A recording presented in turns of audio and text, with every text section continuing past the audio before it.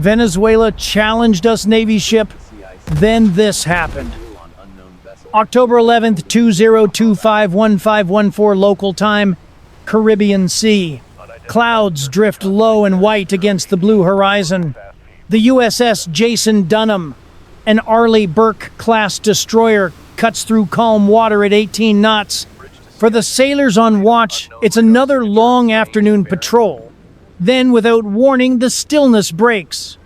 Inside the Combat Information Center, the SPY-1D radar paints two fast-moving contacts breaking through the upper cloud deck at 5000 feet. Both are inbound from the south, closing fast. Track Sierra 172 and 173, probable F-16 seconds, the radar operator reports. The room tightens. Two fighters at that speed, that altitude, that vector. It's not a patrol. It's an attack profile. Bridge CIC. We've got company. The reply comes sharp and calm. Log everything. Maintain ROE. Hail on both frequencies. The bridge issues the first call voice, steady over open VHF, unidentified Venezuelan aircraft. This is United States warship Jason Dunham, operating in international waters. You are approaching a restricted distance. Alter course immediately. No response. Only the faint hiss of static and the hum of electronics. The second hail goes out in Spanish. Again, silence. The contacts keep coming, closing at over 550 knots. On the forward deck, the 5-inch gun shifts a few degrees, just enough to be seen. A subtle move, deliberate and unmistakable through binoculars.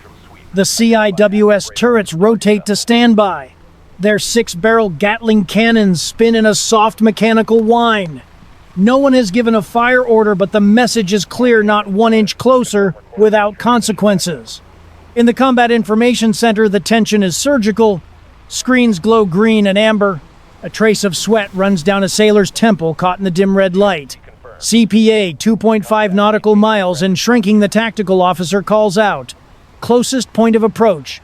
Too close for comfort. Then at 1518, the radar tracks split. The two F-16 seconds break formation, one climbing, one diving low toward the sea. A classic hook attack. The Venezuelan Air Force once learned this tactic from the same U.S. playbooks they're now challenging. The lead jet rolls inverted, then drops nose down toward the destroyer's stern. The second cuts left, skimming the waves. From the bridge, the captain's voice remains calm, controlled. Maintain course and speed. ECM to active standby. Flight deck, prepare the Seahawk. Below deck, the electronic warfare suite AN divided by SLQ-32 comes alive, whispering across the electromagnetic spectrum. It begins capturing every radar ping. The fighters emit their pulse widths, frequencies, and modulation patterns. To the crew, this isn't just defense, it's collection. Every second the jets stay on radar is a second the U.S. Navy learns something new about their systems. Outside the ocean, flashes silver under the Sunday. The sound of distant thunder isn't weather, it's afterburners. The first F-16 streaks through a cloud bank, engines howling. Its fuselage shimmers in the heat haze. The pilot's canopy glints once, then the jet rolls level, bearing straight for the ship. Contact. At 5 miles, the CIC calls out. Angle down. Descending fast. The second jet hugs the surface, flying so low that its vapor trail scatters sea spray behind it. On the bridge, binoculars lock in. Even through the haze, the differences are obvious. Chipped paint, outdated markings, and those telltale 1,980 seconds analog panels glowing in the cockpit. The U.S. sailors know what they're looking at: aging hardware flown by desperate hands. Bridge CIC, both contacts now within visual range. Copy, the captain answers. Seahawk ready, affirmative. Launch window green. A gust of wind sweeps across the deck as the MH-60R's rotors ignite. The helicopter lifts from the stern pad, banking wide. To port, sensors on and recording. Its mission isn't attack, it's witness. The destroyer will not fire first, but it will see everything. Inside both cockpits, the Venezuelan pilots push forward, adrenaline spiking. They think they're unseen hunters diving on an American warship.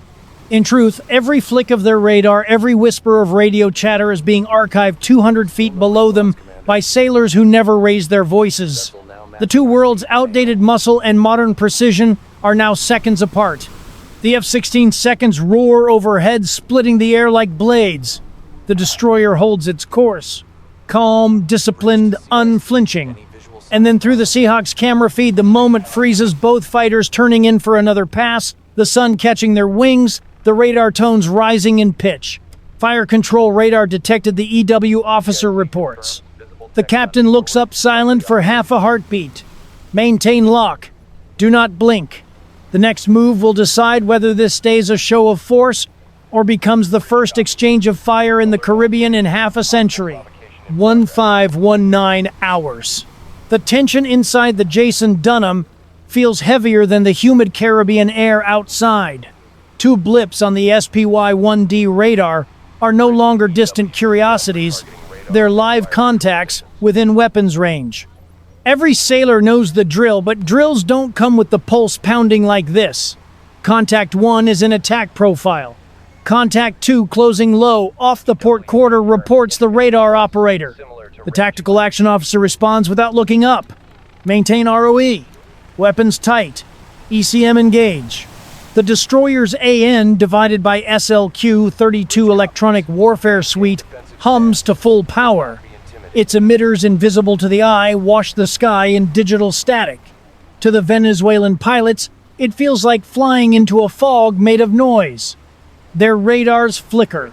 Onboard displays that once showed a crisp silhouette of the American ship now jitter with false targets, 3, 5, then none at all. In the cockpit of the lead, F-16 warning tones blare. His radar warning receiver flashes inconsistently, sensors blind in the aft quadrant from corrosion. He's chasing a phantom. The sea glitters below waves, reflecting sunlight into the canopy like tracer rounds. His throttle is pinned. 550 knots and climbing. He toggles to weapons mode. Aim 9 liters, sidewinder selected. The seeker head begins its mechanical whine, searching for a heat signature to lock. Nothing. The reason is simple physics.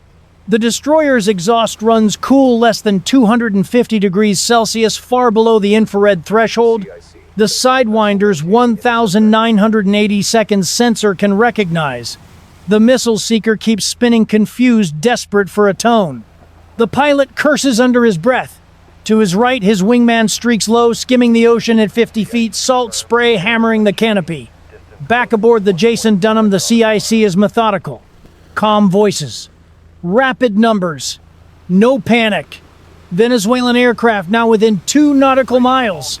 Sea level and descending. Copy, says the captain. CIWS to track only, no fire. Above deck, the ship's twin phalanx CIWS turrets rotate toward the incoming jets, barrels spinning just fast enough to produce a metallic buzzsaw hum. A clear signal the destroyer is awake, armed and perfectly within its rights to respond. On the flight deck, the Seahawk helicopter holds altitude, orbiting at 400 feet. Its MX-20 FLIR sensor captures everything: heat bloom from afterburners, vapor trails, the microsecond flashes of control surfaces, adjusting mid-maneuver. Bridge CIC. Contact 1, braking left, rapid climb. Contact 2, maintaining low altitude run. The captain leans forward, arms folded. They're bracketing. They're trying to split our defenses. He doesn't smile, but there's a trace of recognition.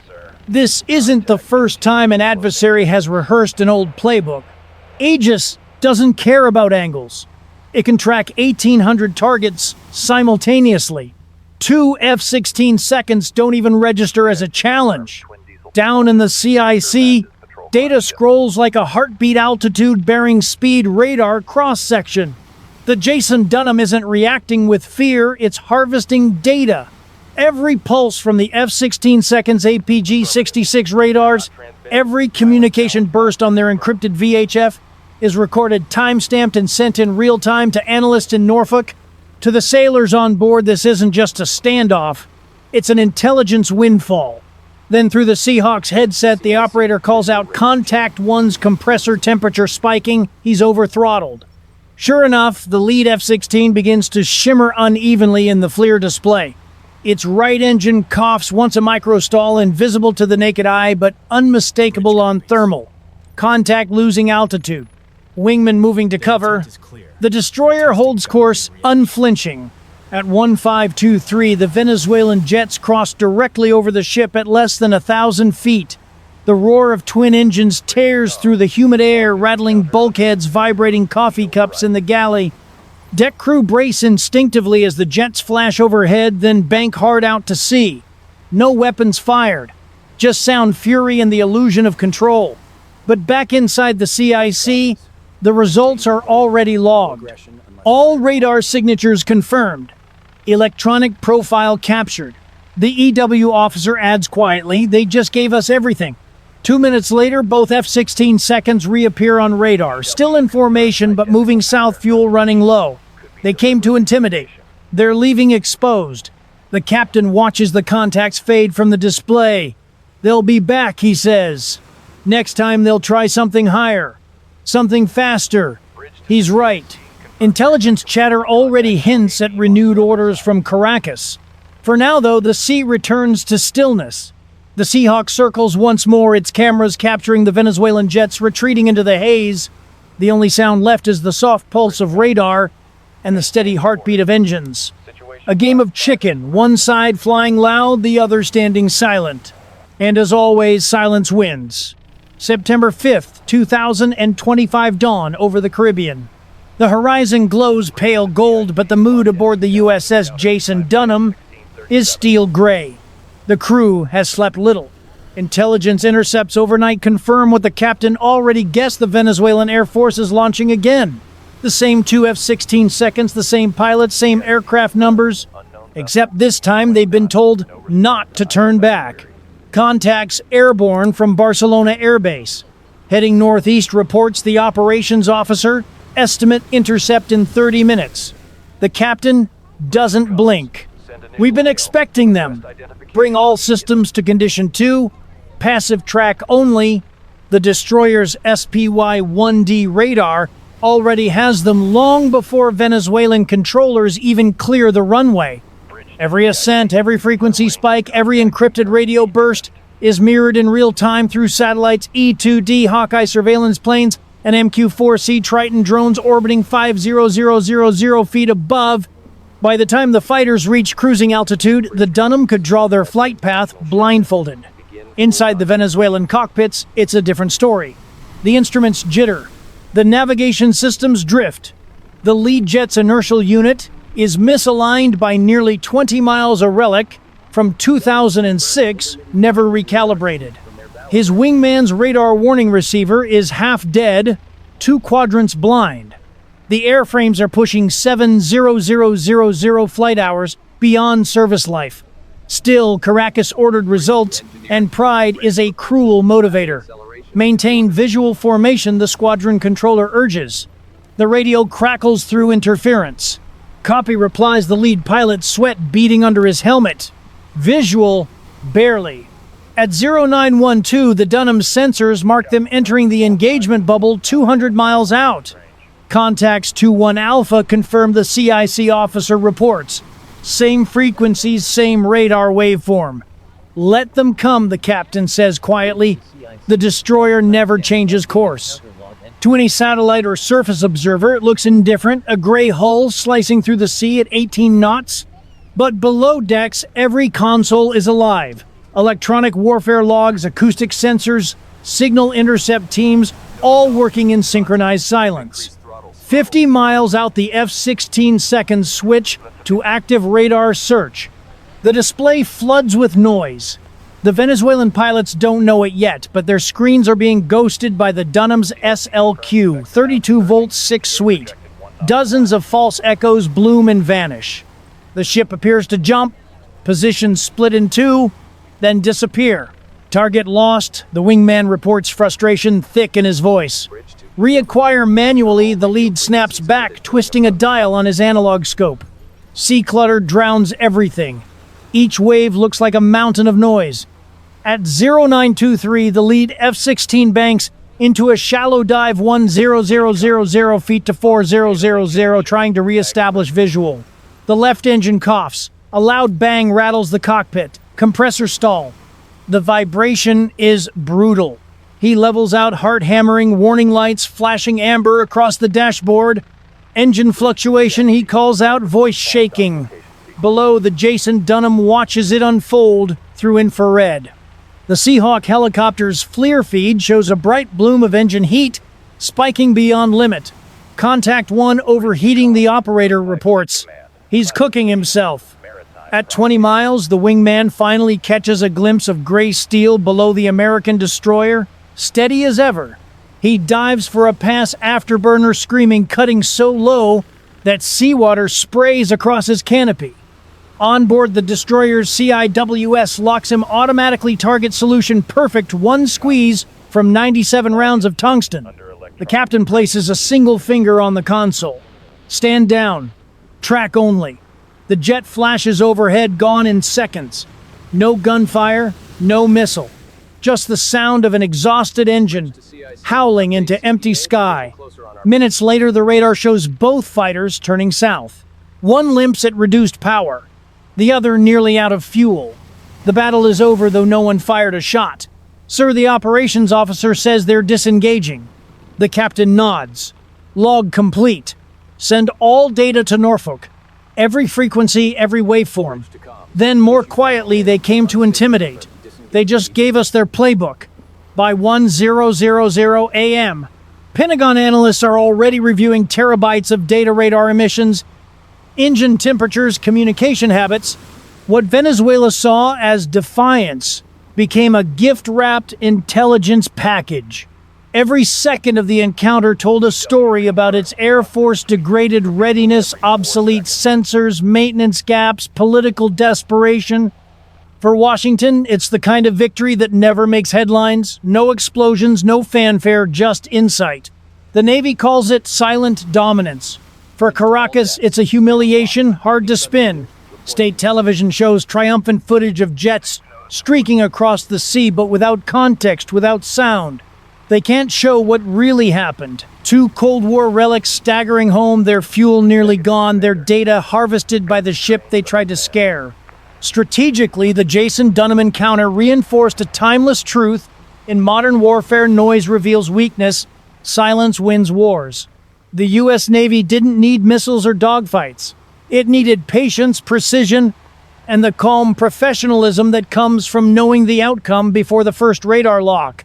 So here's the question for you. If you were standing on that bridge watching 2 hostile fighters dive toward your ship, would you have fired or waited them out? Was restraint the smarter weapon, or should the Navy draw a harder line next time?